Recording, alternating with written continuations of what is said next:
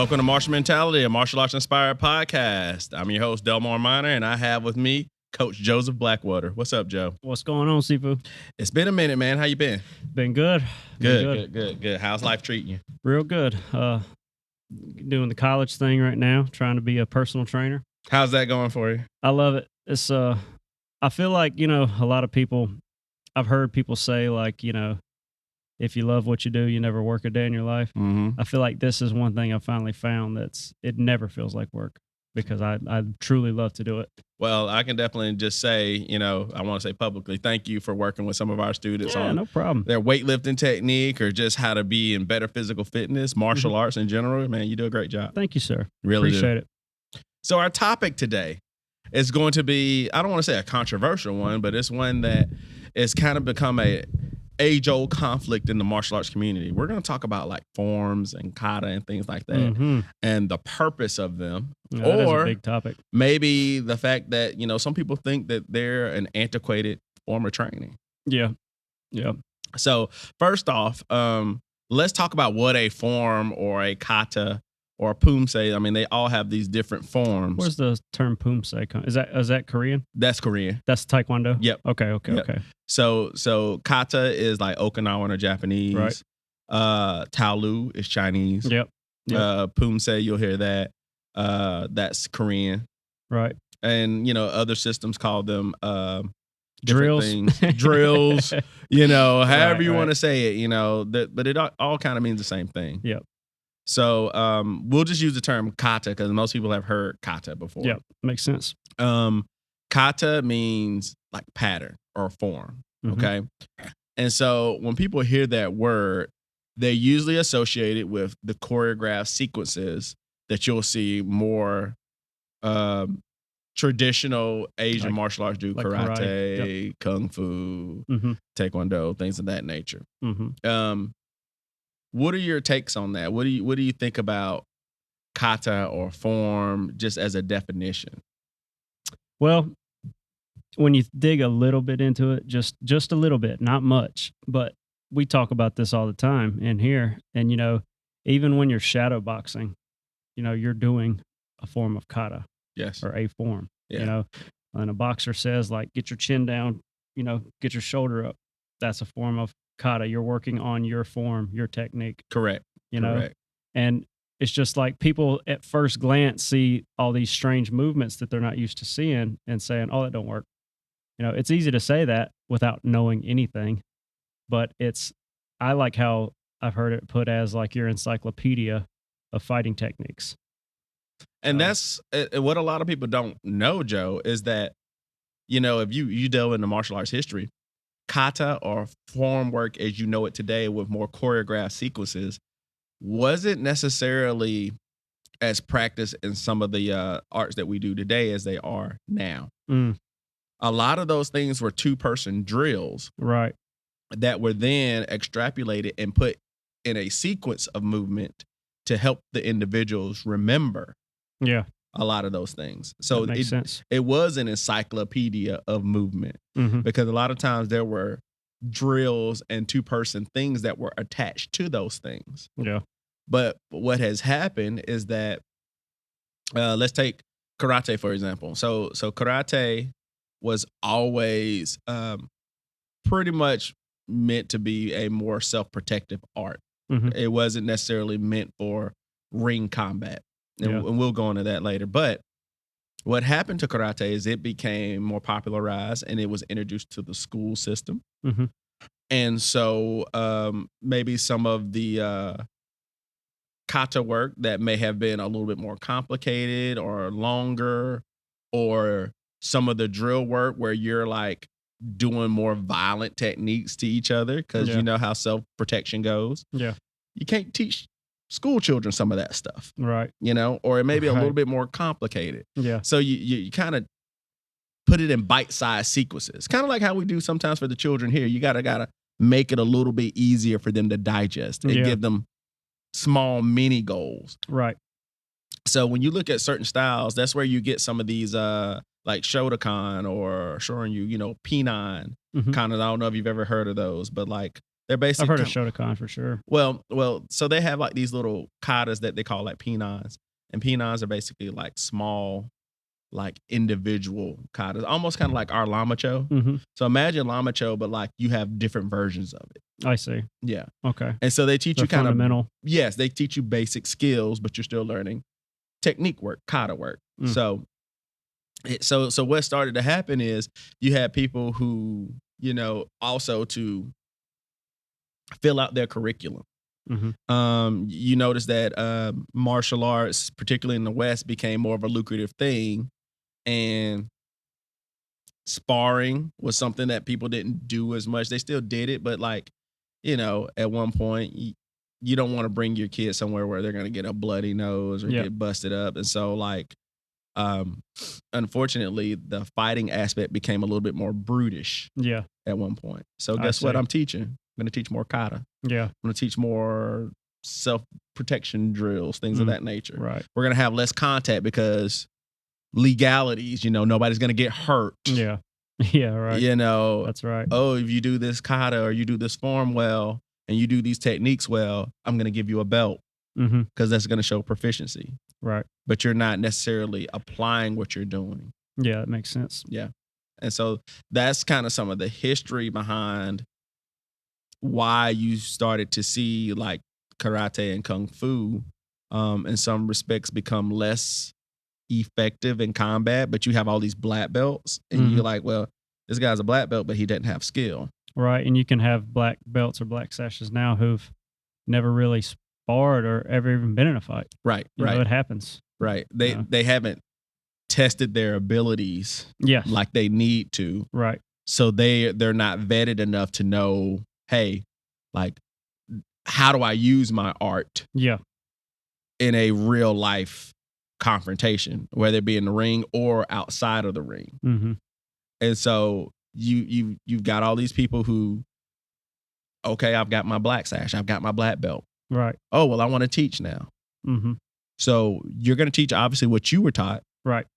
And so now you've got a generation of people that did not have to test their martial art to ensure that they understood what they were learning. Yeah.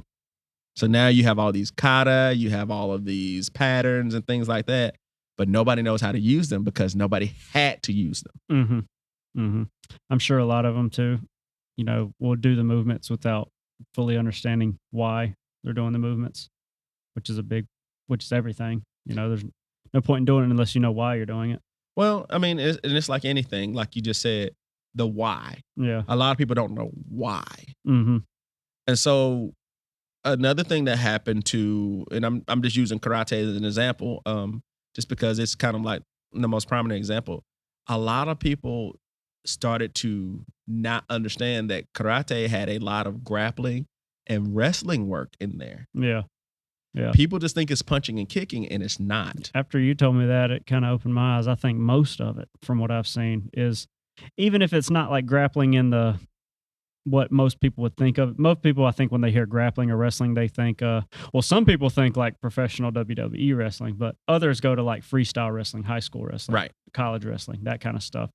But, you know, anytime like you got your hand on somebody, that's like, and you're holding it there, like that's grappling. That's essentially, grappling. you know? Right, right. And I feel like most of the moves in the forms are from that, because that's what one of our main principles are, is when you get close to somebody in a combat scenario, once you're able to touch them, you don't let off until it's done. Yeah, and that's, I mean, that's just smart combat. I'm not Right. going to give you a time to attack me. Right. Right. But And I want to stay near you in case, like I said, maybe you've got a weapon or something like that. I want to, you know, if I disengage, it's because it's either finished or like I need to get out of there or something Correct. like that. correct. So Correct. And so what happened to that generation, let's go back to when I was talking about the school children, Yeah. right? Again, it's easier to teach a group of people. You know, you got to also remember that these are groups of people. So, okay, I'm the teacher. Maybe I've got 20, 30 people in my class. Okay, well, I can watch all of you do the same punch.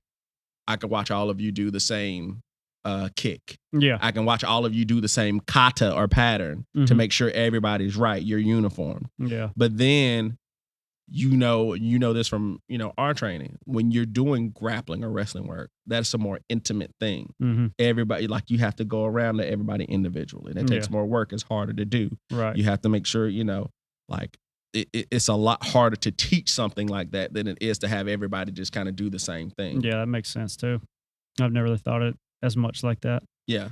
Like, even if it weren't for a full kata set, like do a roundhouse kick, you pretty much have a good, like, throw a roundhouse kick off of your front leg, off your back leg, right? You tell everybody to do that. You can watch everybody do it and see their technique. Right.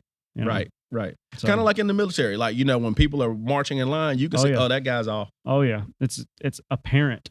Yes. Obvious. Yes. Yeah. And so what happened is people started to learn that way, and they thought that was the only way to learn.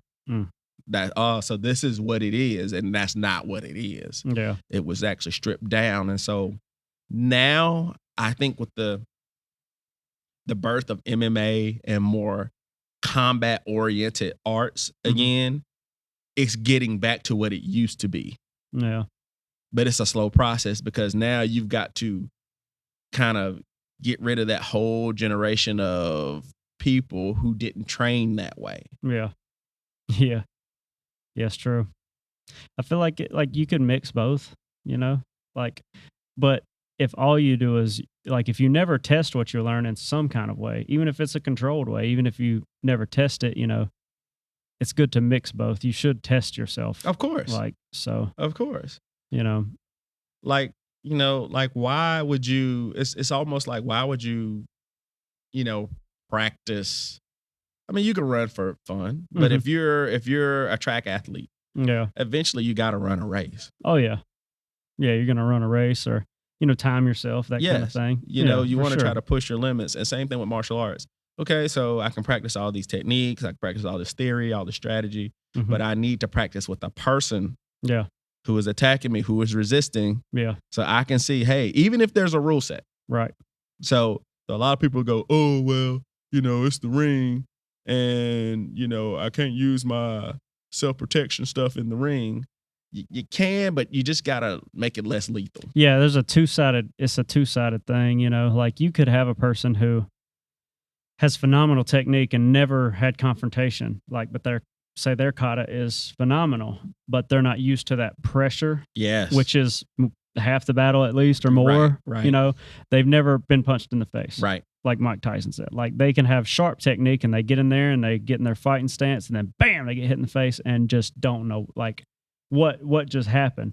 That's what happens. But the other side could be said too. Like, you have a person who maybe doesn't have, like, you get the occasional, like, brawler who just never trains, but he can fight. He's been in a lot of fights, but with maybe somebody who's got better technique, they find that opening, they can fight an opponent like that. So it's definitely a two-sided thing. I feel like you need both. You do. I think you need both. And I think the whole point of this podcast, I want everybody to realize, is that you cannot learn a martial art without some kind of kata, form, or pattern. Yeah. And it doesn't necessarily have to be choreographed in the way that we think of it, as in, turn left, block punch here. Right. Turn right. Like you just said, shadow boxing is a form of kata. Yep. Learn. Be on the balls of your feet. Be loose. Throw that jab. Keep your chin down. Even breathe pad out. work. How many times you go online now and you see, keep that other hand up. You see combinations, and I'm like, well, you practiced that. I know you have. Right. There's no way you can just off the top of your dome just be able to do that. Right. No. Yeah. No. Yeah. That's right. It's funny, like, putting pads on for the first time. Even if people say, "Oh, I've watched MMA," like, I've heard most people that I've heard say it is like always jujitsu. It's like, I've learned a lot just watching it. It's like, okay, well, let's like wrestle a little bit. It's like, they don't know nothing. Right. They don't know nothing. Right. The biggest thing watching is, it and trying to pull it off without muscle memory, it ain't gonna happen. Right. Exactly. Yeah. So the biggest thing is, you cannot, again, form, kata. I'm important. It's a staple of how I've been trained. Kind of is martial arts training, like modern, or it is martial arts training. It's learning by repetition and form, whatever you want to call it. Forms kata. Like, when we call it forms, right? We think of the sets, right? The movements. But even when you're in the other gym, like the MMA gym or something like that, you are working your technique, your form. The same know, thing. You start with your fighting stance, like, simple stuff like that. That is your form. Yes. So, And like you said, that boxing gym is going to have you do whatever technique it is thousands of times. oh yeah, You're going to do it so many times. You're going to do it this certain way. You're going to step this certain way. You're going to breathe this certain way. do it on your own. Do it on the bag. Do it on your own. Do it with a person. Right. All of that stuff is kata or pattern or form work, drill, whatever you want to call it. Yeah. And there's no way you can take a person and just say, okay, hip toss. Yeah, go do it. Yeah. Without teaching them with good technique. With good technique. Yeah. Go do it. All right. No, like I have to drill the mechanics. Yeah. Drill the principles. Right. Teach you the form so you don't get hurt. And then whoever you're working with in your school doesn't get hurt. Yeah. Yeah. And part of, you just know what it feels like kata and working with another person. You know what these things feel like when you grapple with somebody. Like when you grapple with somebody or when you're exchanging with somebody, boxing with somebody, like the pressure, what it feels like somebody who has no experience and hasn't done it in forever. They just have to go off instinct. Mm-hmm. And some people can pull stuff off. You know what I mean? I've heard people say, the two most dangerous ranks are white belts and black belts. Because some people will pull off some crazy stuff and they're unpredictable.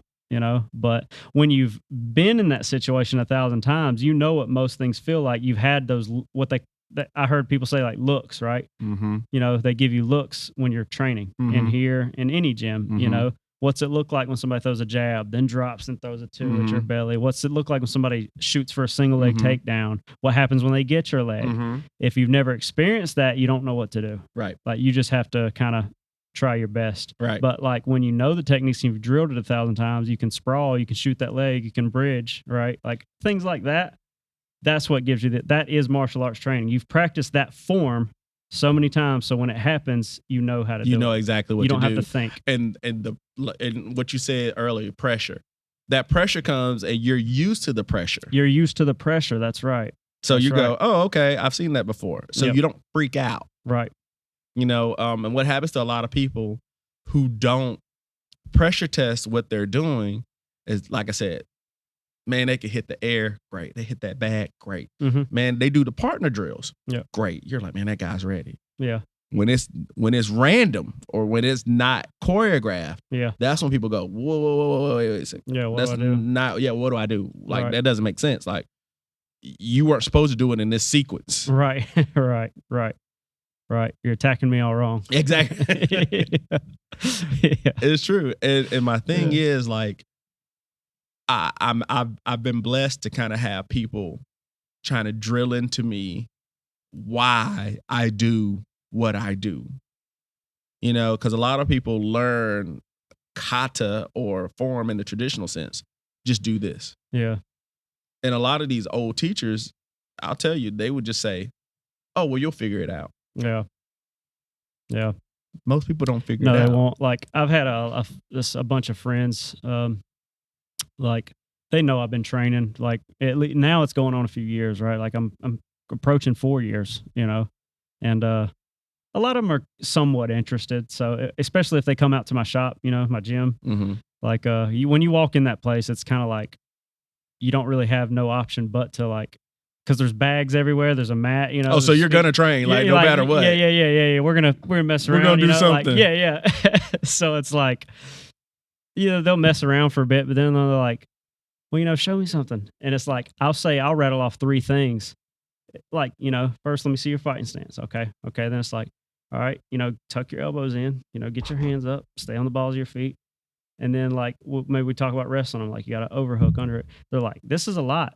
I'm like, this is day 1. Right, this is level nothing. 0. This is nothing. This is level 0. Zero. Right. And people are like, oh my gosh, this is a lot. Like how to pivot, just moving. And they're like, that's a lot to remember. And I was like, this is your first 5 minutes. You know what I mean? There's a reason that it's like a science. There's a reason that we practice these forms because there's so many situations you can find yourself in a fight. sport or real life. That's You know, right. there's so many situations you can find yourself in. And there is a saying, I heard Brian say this, you know, there's only so many ways you can strike somebody. It's true. It is true. There's only so many ways you can strike somebody, but there's so many different positions you can find yourself into when somebody Right. grabs you. Right. So we go back to the grappling thing. Like there's so many looks you can see. And when you train, you're trying to practice being in those situations. So you do it by yourself, then you do it with a person, you can do it on the bag, whatever, etc. Practicing your form. And context matters too. So for those of you who are the whole, hey, you know, I only train for self-protection. I Mhm. don't do any of the competition stuff. You know, martial arts is built for real life fighting and things of that nature. Well, if you're going to train something for real life fighting, you need to practice against real life attacks. Yeah. So Right. that means if you're practicing against somebody who is doing martial arts to you, you're probably not practicing for somebody that you're going to meet on the street. Right. Right. They're going to hit you harder. Yes. Right. But Or you should- wilder too. Wilder too. Yeah. It's like, that's why it's important in training. There's kind of levels to it. You say good Kung Fu meets people where they're at. Like people don't want to show up in the first day and you just nail them in the nose, right? You don't want that, but you're trying to like build up to me throwing a real strike at you and you knowing what to do and not just, you know, sometimes it takes getting hit in the face. I'm a believer in that. Some people don't. That's just an example. That's a metaphor.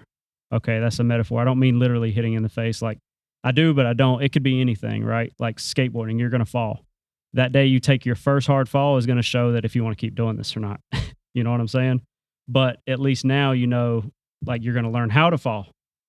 You know what I mean? It's the Mhm. same thing when you come in here and you want to fight, like, or, you know, we talk about like leg kicks, right? Like we practice it and we do like the push off and the technique.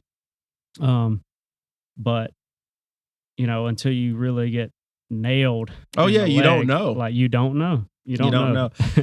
I think those are my best moments teaching because like I'll teach something and you know this, I'm big on like technique, understanding why this Yeah. is why we do this is because once you get it, Hmm. now you just train it because you Right. know. Right. You don't have to like stop so much. Right.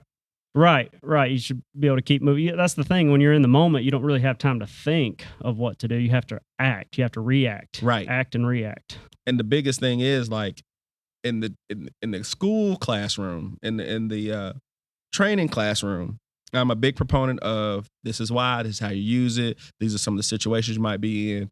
Because if you can grasp this concept, Hmm. one, nobody can never take it away from you. And two, you can adapt it to whatever situation you're in. Yep. And that's the goal. That's a big thing about people filming like either their kata or their matches, you know, is like, let's take something simple like a slip, right? You when we're holding the pads or even if we're both got boxing gloves on or we're just doing the drill, like say I throw a 1-2, then I slip. 1-2, you throw the punch at me, slip. We can do it full speed. I can do that drill and I'm getting good at it and my technique's good. But then when I'm in that live thing, you know, sometimes your bad habits come out. Your it's no longer the drill, it is your instinct, your reaction. Mm-hmm. So you're doing the drill to develop that reaction, but your bad habits come out when it's like the real deal. Mm-hmm. So that's why you would film it and say, because you didn't have time to think there. So that's why you film it and you go back and watch it and say, what did I do there? And you watch it and say, okay, when that happens again, I need to react differently, or I Mhm. need to drill this. I need to work on my kata Mm-hmm. to fix this. Well, that's why professional sports players watch film. Yep. What did I do well? What am I maybe not doing well Mhm. when I'm like in the moment? So you can go, Yes. oh, wow. Yeah. It's you're always right. different in the moment. And that's what a lot of people that don't train don't get at all, especially if they've never been in a confrontation. Correct. Like some people who've been in a few like fights, they start to kind of understand that a little bit. But, you know, that's part of the reason we train it so hard. Right. You Right. know? Right. So, Right. And, you know, one reason why, you know, for those of you who may not know, one reason why a lot of times, and I'm going to take this from the context of traditional training. And when I say traditional, I'm not necessarily going to say, I'm not separating like boxing and jujitsu and things. When I say traditional, I mean like you're practicing the form, and then you're repping it out. And then you're going to pressure test it. Mhm. That's what I'm going to say is traditional training, because that's what that should be. Yeah. But in this respect, like, some people are not prepared for contact yet. Yeah. You Yeah, know, yeah, yeah, I mean, you're seeing it now. Who made the comment earlier? Devious. He said, I feel like we got a whole new cast of people in here, and we do. Mhm. We got a lot of people who maybe never done martial arts or done this style of martial art. You got to build those people up. Yep. And not everybody's ready for you. Okay, I'm about to hit you in the face. Pow! Right. You ready for that? Right. They're not ready for that. Right. I've had a few instances in here where that went well and that went not so well. Right. You know? Yeah. So, and some of them made me feel terrible, but other ones was like, that kind of opened their eyes and like, okay, so it made me feel like they needed it, And you as the trainer, as the Sifu or whoever, the coach, that's where you have to have the wisdom to understand who you're dealing with. Yeah. Because some people need that to learn. Right. And then some people don't need that to learn. Right. And you need to know who you can, okay, all right, you need to get hit in the face. Yeah. Yeah. Okay. Have something coming at you like with intention. Exactly, right. Some people need that. Right. Some people, okay, we're going to build you up. I always thought like before I trained that most people just kind of knew stuff like that, but they don't. Like I can watch somebody hit the bag as hard as they can and like kind of visualize, you know what I mean? Like, Mhm. and then when we're over here and we're doing a drill, it's not the same at all. And I recognize that. I don't think a lot of people put two and two together and realize like when somebody's really trying to hit you, it is not like we're doing. And like we start small and then you get bigger. Like there's only been a few times where I drilled and I thought like I was really putting everything I had into it. You got to have the right partner and it's got to be the right drill. You know what you're doing. All the stars got to align, Mhm. right? Mhm. I was drilling with a guy and we were doing simple combination, right? It was like a 1-2 and then you slip and then you throw a body shot. And I mean, he was trying to get ready to fight for like his first time. So, and I was new there, even though I've been trained a while. I know I can, like at first, no, I was not throwing hard at all, but it's like, throw harder, I put a little more, throw harder, put a little more. Then I was like, okay, this guy can take everything I got. So I threw everything I had and he threw it right back, but we knew what was coming. So you knew how to block the punches. Right.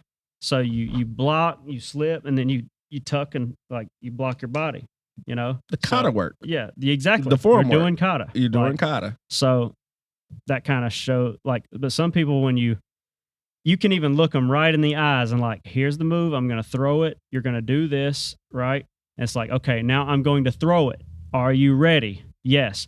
Boop. like boom. You know what I mean? Like, Yeah.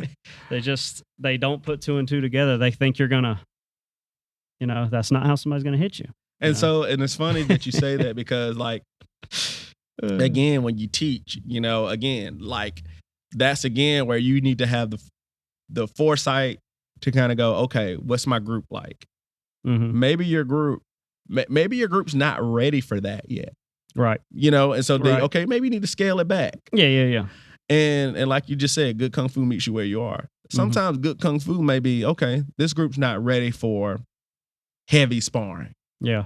They need lighter drills. Or maybe you have a really seasoned group and you're like, okay, guys, Yeah. we can go ball. Y'all, Yeah. listen, I'm not It's worried about always- you guys. It's not like it has to be 1 or 100. right. There's a middle ground there. Yes. You know what I mean? Like if we're practicing our front kicks, like what to do when somebody throws a front kick at you. Right. It's like, I don't need to throw it as hard and as fast as I can to get you to get the point, but I also am not throwing a pillow at you. Right. I need to make you react Right. and I need to actually reach out and touch you. Right. Not like, you know what I'm saying? Right. Right. So there's a middle ground there. Right.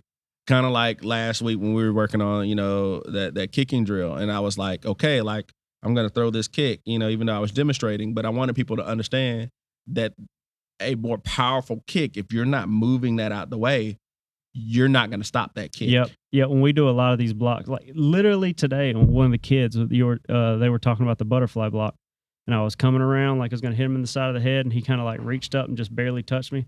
I was like, that is not it. You need to like, you gotta meet that. You got to meet that and use your palm, like, and once I did that and I didn't throw it like, obviously I didn't throw it full blast, but like, I kind of like threw it. He kind of like, I was like, that is what we're going for. Right. See, See, and that's a great example of like kata or form work can kind of help somebody go, oh, I need to do that. That's right. But it takes the sting out of it in some respects. It kind of gives like, it's kind of like with training wheels, right? You want your kid to learn how to ride a bike, Yeah. and you know they're gonna fall. Yep. But if you just put them on 2 wheels, are they probably gonna be successful? Right. If they do, it's gonna take a long time. A perfect example, River. You know, I got him a bike 1 year for Christmas when he was probably 3 or 4. He had the training wheels on, but the training wheels like were kind of all like the bike would kind of rock back and forth because they weren't perfectly level.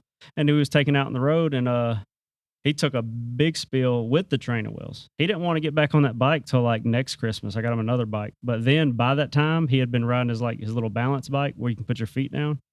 He got on that bike and like literally 3 days later had the training wheels off. See? But that fall really kind of same thing on a skateboard. The first time he tried to ride on concrete on the skateboard, it slipped out, nailed his elbow on the concrete.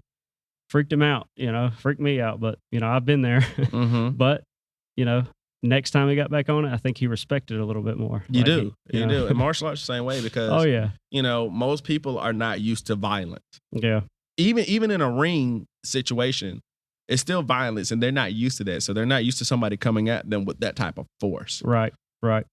Even in our semi-contact, some of them semi-contact bouts they're hitting each other. They're hitting each other. Yeah. Don't think it's like light sparring. It's sparring. And people are getting hurt. And so like either like you may have some people watch that and they go, you don't know how many people, I know this is random, but you know how many people who come in here or who even come to my karate class at Winthrop and they're like, sparring, hitting each other. Yeah. I didn't expect to do that. I'm like, but what did you think you were doing? Right.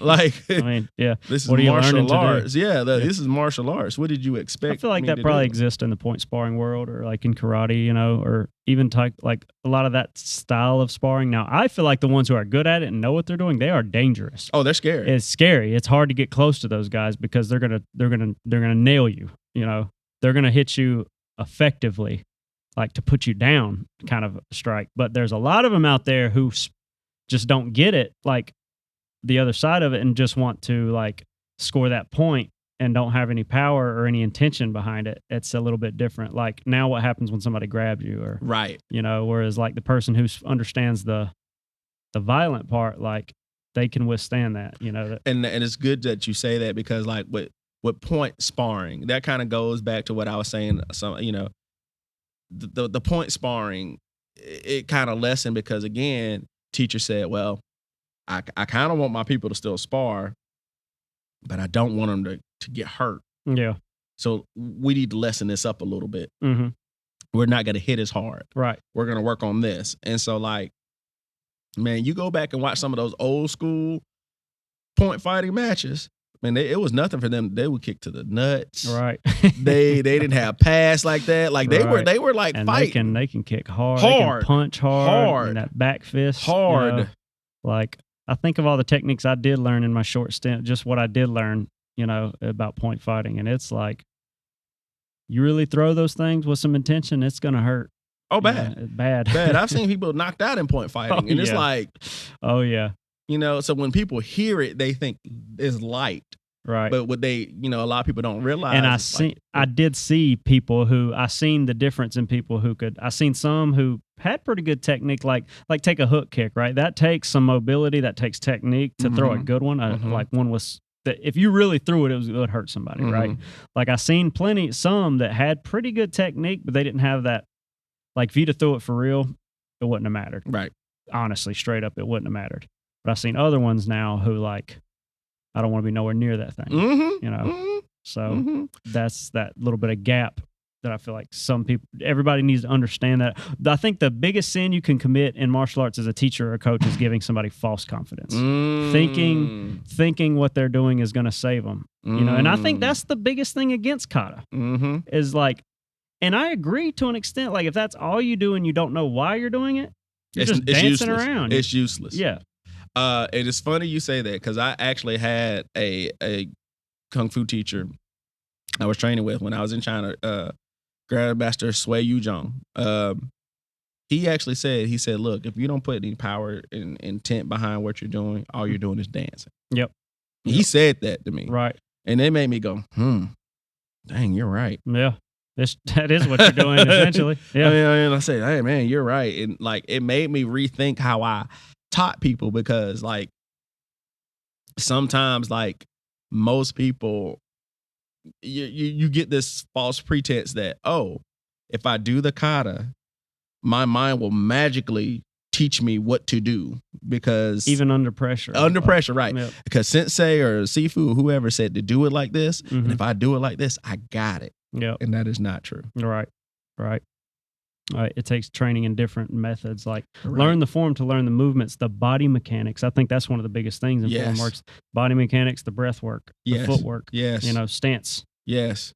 And you get those things. Now you take that to another, with a person, with a training partner. Yes. Put it into action, slow at first. Yes. Sure. Build your way up until you can do it. You can pull it off with real intention when somebody has bad intention against you. Exactly. I kind of had a proud moment, and I realized, like, for me, this is one of the few times like I'm ever gonna like pat myself on the back. I don't even normally do that, but like I'm like, man, I'm becoming a better teacher. My karate students, we were working on throws and falls, Mm-hmm. and there was this girl. She's tall too. She's at least 5'11". I mean, one of the most beautiful hip tosses I've ever seen. I mean, and I'm like, wow, like, Yeah. I taught you to do that? Like, and then there's another girl who doesn't like to spar, Right. but she likes throwing people. Right. Same thing. Boom. And I was like, whoa, like, and it just showed me that when you follow the process the right way, and then when you have a student that's willing to learn, they can do some amazing things. Yeah. Do some amazing things. And so to kind of go back to the kata and form work, that is like the best way to kind of imagine it is like having a piece of clay, and the kata and the form works mold in the clay into something, but it's not quite finished yet. Right. There's not that refining process where, you take the clay and you got to grind it down to a certain, so it makes the shape. No matter who you are, you're going to have strengths and weaknesses. Like, right. It's just going to, even if it's not a strength or a weakness, you're going to have things you gravitate toward. Right. Things you like, things you don't like. Right. Right. So, yeah, it's. And here's the thing too, because I recently learned this. With good martial arts training should make you work things that you don't want to do. Yeah. Because if that's where you're weak, well, we know where you need to get stronger. Right. Yes, I want to keep your strengths, but I need to make your weaknesses strengths too. Yeah. Or at least passable. Right. That's right. And so a lot of people, we see it in here. What are the kids? The kids, they oh, well, I want to do this, I want to do that. No, sometimes you're going to have to sit in horse stance. Mm-hmm. Yeah. Sometimes you're going to have to work on your form. Sometimes you're going to have to spar hard. Yeah. Sometimes you're going to have to sweat harder because you need the cardio or you need the strength. It's good to get outside your comfort zone, and just simply if the martial aspect is, we spar a certain way in here, but you can't expect to go out in the world and somebody attack you that way, or get into like a match and somebody do the same things. Right. So it's good to train outside of like what you're used to. Yeah. Yeah. So. Yeah. And when you want somebody to do that, kind of wrapping it back in the kata and form work, okay. So I'm going to teach you how to take more contact. And say you've got a good, doesn't matter the discipline, Kung Fu, karate, Taekwondo, just call it kickboxing, right? It doesn't matter. Say you got a person who likes to stand, kick, and punch, right? And somebody attacks them and immediately gets them on the ground on their back. Mm-hmm. It doesn't mean you need to go train jiu-jitsu for like 3-4 years. It just means you need to know, you need to train. You do need to train at some. You need to train enough to know what to do there instead of just freaking out and getting beat up. Mm-hmm. How am I going to get this person off me or get to a better position so I can get Correct. back to where I'm strong. Right. you Right. know? Right. And there's nothing wrong if you want to be a ground technician. That's what you want to do. Right. Fine, go for it. Right. Right. But again, know the context of what you're doing, because if you say, well, I'm a ground technician and I'm going to be teaching self-protection. Well, self-protection includes some standing up as That's well. right. Like You need both. strengths and weaknesses, you're going to have strengths, but that don't mean your weaknesses need to be so weak that they can be easily exploited. Exactly. So Exactly. And it could be vice versa, where okay, oh well, I just do I'm doing only standing techniques. Well, you need to learn some ground too, because you're or gonna how probably get on the to ground. stay on your feet. Or how to stay on it. Right. like- Right. so- If that's your thing. Right. But That's again, the cool thing about Swijow, you're trying to stay on your feet and put them on the ground. So it's a little different. I like that aspect of it. But every martial art has things like that. But there's a lot of this like my way is the way in martial arts. When you learned like, that, didn't you? I see. Yeah. Right. Figure that out. Yeah, it's there's a lot of ways, and they all work. I hate the debates on which martial art's stronger. Like any two different disciplines, one can beat the other, or vice versa, depending on the person. Depending on the person. Yeah, It always depends on the person. But you could get that person who's never trained a day in life and beat both of them. and be both right, You know right, what I'm saying? right. So but going back to the form, people like I want to touch real quick back on Go that for it. whole grappling thing, Go for it. right? Like you learn the kata on your own to learn the body mechanics, the balance, stuff like that. Then you can practice it with a person.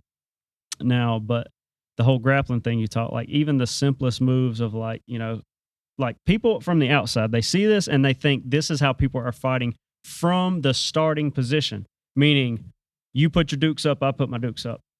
They think the fight, like the kata, starts from there.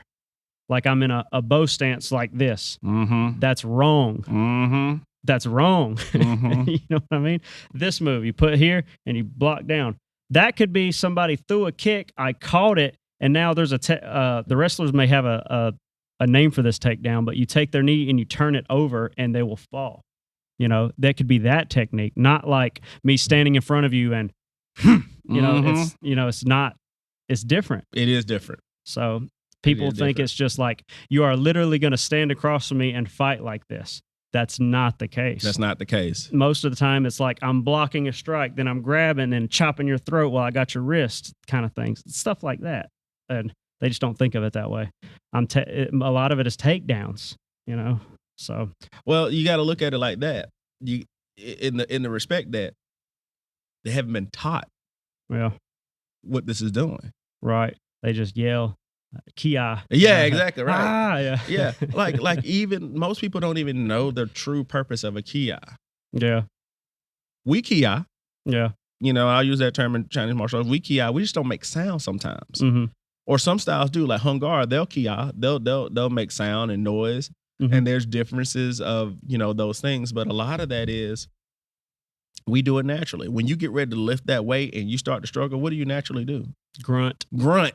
breathe out. You breathe out, right. So that's what that is. Right. Yep. That's a natural reaction for humans. Yeah, I found that in a few people who are new to weightlifting. They do the opposite or are unsure about the breath work. Like, they're trying to breathe in when they're exerting force. And if you know that one simple concept, you can do any lift or any movement and know when to breathe out. It's just when you're exerting force. Like I did bench press the other day with somebody, and they were trying to breathe in when they were going up. And then we did lat pull downs today, which is the opposite.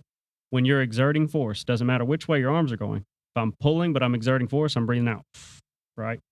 So, same way when you're striking or performing a throw, when you're getting punched, you're still exerting force trying to meet that punch, right?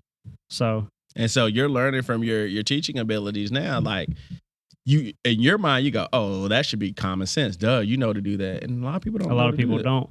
And it's especially when you're just doing the kata, just the form, and you're not having somebody throw or you're not moving, it is even more important to know that breath work stuff when you're doing that. Because again, it may not be what it seems. I'm not just standing there and doing these moves. That's not how I'm going to strike somebody.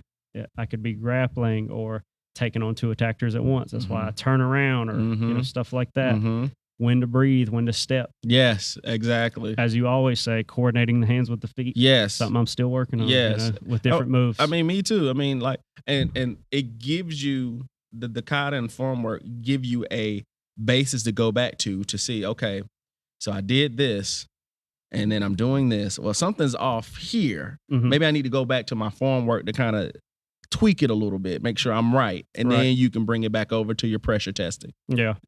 Yeah. I mean, that's just the way things work. But Right. unfortunately, you know, we take what we like and we keep what we like. So if you only like to spar, that's all you're gonna do. Okay, I just want to spar. Yeah. If you only like the farm work, okay, I just want to do the farm work. No, we should be doing all of it. Right. All of it. It was all meant to be together. Mhm. And whatever, whichever path up the mountain you want to take, fine. If you want to have more sparring, you can. Mhm. But just don't neglect that you still need to do some form work. Yeah. If you want to do more form work, you can. Just don't neglect that you got to spar sometimes. Yeah.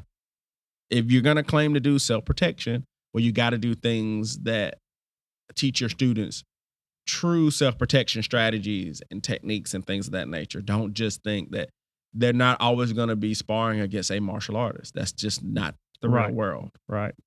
So Yeah, you most have to people- keep that. Most people aren't. Especially when you do train and then I've been around to a lot of these gyms around here and I kind of see like the kind of size of the groups they got and there's just so many people out there and it's like the chances of you getting into an altercation with another martial artist are slim, They are. and most are trained.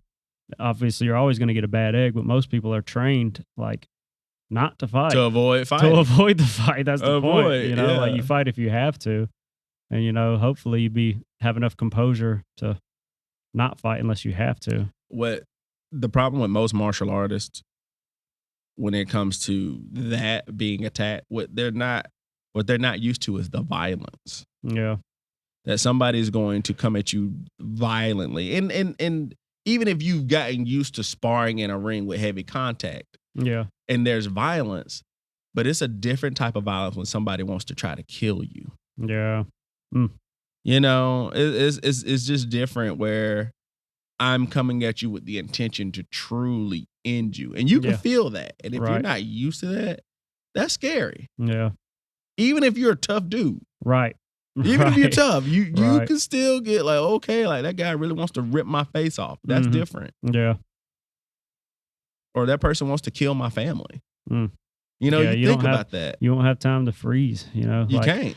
And like even if you lose, you better give it all you got. You got to give it all you got. Your chances are better if you give it all you got. Yeah. you Yeah. know? So, Yeah. And so as we always say, you're trained to hedge your bet. It doesn't guarantee victory that you train. It just makes the odds a little higher. yes. The Exactly. better you get, the better your odds. Yes, the better your odds. The should more be. you know, Yes. the more you Yes. train your kata. Yes, exactly. Right. The more you understand your kata. Yes.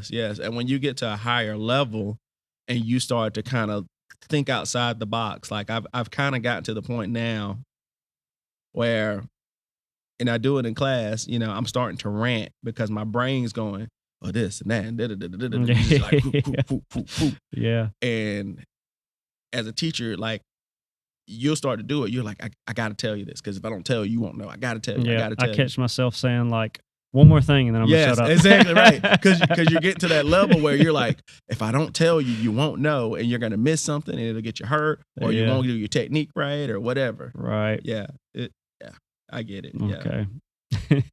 So, Like I said, I found it funny when a couple of my friends were like 5 minutes. 5 minutes in my shop after they asked the question, like, well, what would I do this or how would I do this? Like 5 minutes after they say that, they just get this look like, this is a lot. And I'm like, this is nothing. It's nothing. This it's is level nothing. 0. It's zero. Like Kung Fu Panda. right. Zero. So let me ask you. So what?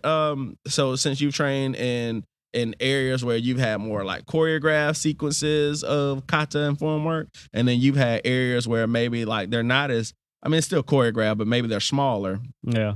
What do you see as the pros and cons of both? I'll start with like I guess the modern, we call it modern. I hate using that word, but like say boxing, wrestling, jujitsu, stuff like that. And it's not like I've had extensive training, but I trained in it long enough to get an idea of what I'm doing, right? And some of the footwork, the fundamentals, right? I got a strong fundamental knowledge of those, right? And it's you get more live like that, like pressure. Mm-hmm. You get a lot more of that, which I feel like is half the battle or more. Like if all you train is kata and you never have another person in front of you, even if you're doing drills, not even sparring, just drills.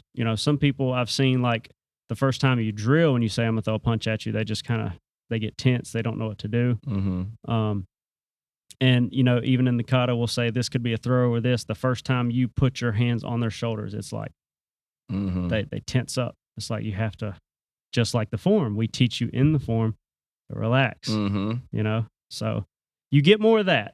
Now, on the flip side of it, you learn a lot more techniques when you learn the kata. More techniques, more options, way more options of what to do when somebody does this. But sure, I can learn that when somebody does this, I have these 15 options. But until I pick one and drill it with a person with intention, it's not going to set in. I'm not, like you said, I'm not going to magically pull that off when it happens for real. So that's kind of the trade-off. But if we're doing the kata and we kind of practice why we do it, understand why we do it, and then pressure test it, I feel like that's the way to go. So you got to have that's why I say both. There's also, we talk about like, it's mostly mental, partly physical, but I feel like, you don't ignore either. Don't ignore either. You have to be both. That's the way I see it. Last thing I'll say about it too. No, go. Yeah, that's the point. Yeah, this is the point. Talk. This was I can't remember who was saying this one day. I think it was Sifu Ryan. Could be. But if I was going to go to war tomorrow, say next week, okay, if I was going to go to war next week, right, and say a modern war, right, say I'm going to the front lines, what would I be doing to train? Shooting. Not even worried about throwing a punch. You shooting. I'm shooting. Yeah. Learning about cover. That kind of stuff. Like, how to fight as a team. Whatever I can do in that 1 week to get me better prepared. Yeah. But in times of peace, now this is when I can hone my skills and work on my weaknesses.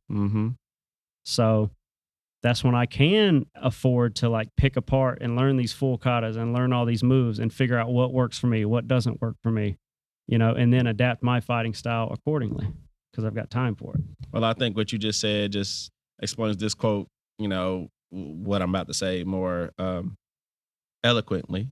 I'd rather be a warrior in a garden than a gardener in a war. So, right. If I understand fighting strategy, fighting technique, and I have those things, and it's during a time of peace where I can kind of, hone my skills and things of that nature. If the war ever comes. Yeah. Hopefully it doesn't. And that's right. Like, I feel like when it comes to that traditional just kata versus like, like I guess you call it modern, right? I feel like if you were going to get in the ring in a month, you need to jump in and spar. Oh yeah. You need to get beat up. Yes. And figure out what that's like and figure out and adapt quickly. Yes. As best you can. Yes. If you've got more time, hone in on your technique, your stance work, your footwork. You've got more time to develop that stuff. It's not like you don't need to spar. You still need to spar. But, you've got more time to kind of focus in on the finer details. Yep. Which matter. Again, and where it always, you hear people say this, but it just comes down to context. What are you, we've said this a billion times. You've heard this on this podcast. What are you training for? Are you trying to get in the ring next week? And it's not like a lot of people that do the sparring either. And this isn't to pick sides. This is just simply like what our topic today, kata, right? Even when people spar, like they don't just go in these gyms and not know anything and then spar. It's like, okay, when I throw a leg kick at you, you keep your hands up, you do a leg check, right? Like if I throw a hook, there's a lot of options. I can duck under, as I duck under, I can throw the body shot. Like you've still got options, but it's not like just get in there and fight. It's like I'm teaching you some options to do. They throw a hook, you can block it and fire back. They're still teaching you form, like technique. So, but again, it's contextual. Yeah, It's all because- context, but because- it's not chaos. Like you just said, right? If I know I'm gonna get in the ring in 6 months, I don't have time to do quote unquote traditional kata work like that. yeah, That's not gonna probably be my fastest way to get in the ring. well, I need to get in shape. I need to be able to one, know what I'm gonna be probably dealing with. have some moves that work for you. Have moves that work for Go-to me. moves. Yes, You those know? type of things. So the context of what I do is different. Now, if I'm doing this martial art for self-improvement, I got a little. You've got an endless scope of Yes. things you can work on. Yes, You know. and you just kind of pick and choose what you want to Yep. work Yep. in that respect. And that's kind of the thing I like about Kung Fu is, you know, it is fighting, but it's self-improvement and health too, you know. I mean, you can go back and watch the movies for that, you know. Well, they didn't just go to the Kung Fu master for fighting. Oh no, My no. back hurts. you Yes, know? yes, you know, I'm yes. sad. Yes, Like, you know, they yes. go to the Kung Fu master. Yes, you know, and so. that's even though we watch movies and that's an exaggeration, that stuff was real. Like It's yeah, real. they It's would very go, they real. would go to the local, you know, We've had our own conversations where you've told me some of the stories about people you coming to, and I was like, well, you're not just the coach, like the fighting coach. You are Sifu. You know what I mean? So people, you know, and I'm sure it happens to coaches too in the world. You know what I'm saying? and this is gonna happen to you when you start personally training. When you right. when you get you know, you start training somebody and then they learn to trust you, Oh yeah. they're gonna start just pouring their heart out to you. the one of my teachers right now is telling me the same thing. They said you're going to hear a lot more information than you need. Than you need, right. You're gonna come there, all right, we're ready for these sets. And that person may have just had a fight with their wife. and Oh man. that's what you're gonna, okay, all Yep. right, you know. yeah. So Yeah. but you know, it's rewarding, it's fulfilling, and it's just part of the job. Yeah. But do you have any other comments about like kata, form work, pattern work, whatever you want to call it? Yeah. For the people that say it doesn't work, it's because you don't understand it. And for the people that that just do it and think that it's magically gonna like help them, you know, it's you need both. Yeah. You can train the kata. You have to train kata, as you said, in one way, shape, or form. You're going to be doing some kind of form work in your martial arts to get better, even if it's throwing a jab. But as you're throwing the jab, you're breathing out, your shoulders up, your chin's down, your other arms up, your knees are bent. You know, like that right there. That's when people would be like, "That's a lot." It's like that's the form. That's level 0. you That's know? the form. Like, right, That's what you do. right. That's how you get when you're better. when you're in the kata, you're in the bow stance. Your hand's chambered. It's not here. It's actually back here. There's a reason for it, and you've taught us this. You know, you're breathing out. You're strong. Your posture. You know, it's all those little things that matter, and then you need to understand why you're doing that in context of fighting, Yes. and practice it. Yes. So, Yes. So it's a two-sided coin. Yeah. But one way, shape, or form, you're going to be doing form work. Yes. And there's no escaping it. So so guys, again, if you like this topic, you know, feel free to leave a comment. Are katas, form, or whatever you want to call them, are they effective? Is it a great you know, tool for you? Do you use that in your martial art? Do you not use it in your martial art? I mean, what's your favorite kata? What's your favorite form? Real quick. So before we get off here, what is your favorite, let's say, kung fu form? Traditional. I haven't set? learned a ton yet, but out of what I have learned, it's tough to say. But it's probably between Shaolin 6 and Silwa, Okay. one of those two. Okay. I like the principles behind those two Gotcha. because that is what I think of as my style. I am not, even though Northern Shaolin has a lot of lengthy moves and I'm getting the flexibility, I'm getting better with it. I like to close the gap and get close and not only grapple from close, but do damage from close. So those two forms kind of encompass that short strike and, you know, small circular fist. They kind of incorporate what I like to do in my fighting, or what I think of, especially when it comes to self-defense. Like I might start with a leg kick, jab, but then I'm gonna shoot in and I'm gonna get my hands on you and try to do some damage from there. I like it. I like it. Again, thank you for joining us, Joe. Pleasure as always, thank man. you, Sifu. And guys, thank you for watching this podcast. This is Martial Mentality, signing out. Peace.